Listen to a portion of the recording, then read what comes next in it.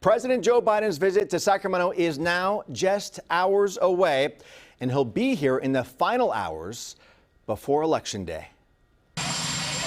The President of the United States bound for Sacramento, an in-person appeal to California voters, throwing the weight of the White House behind Governor Gavin Newsom. You've seen the parade of heavyweights that come into California, and he's just the latest, and he puts an exclamation point on a long campaign. Democratic strategist Steve Maviglio says the president gives Newsom just what he needs, a final day to nationalize this statewide election. He brings back all the thoughts about the last presidential election and allows Newsom to talk about Trump again.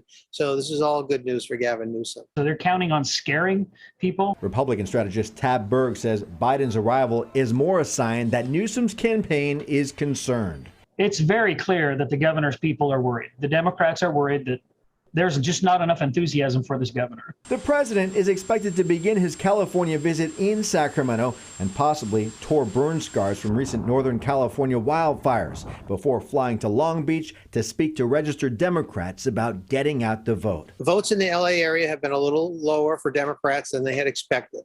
So this is all part of a strategy to get Democrats who typically don't vote in special elections off their couches, take that ballot and put it in the mailbox. The presidential input comes after a recent UC Berkeley poll showing Newsom winning the recall with 60% of the vote, after earlier polling showed a tighter race dependent on the number of voters heading to the polls.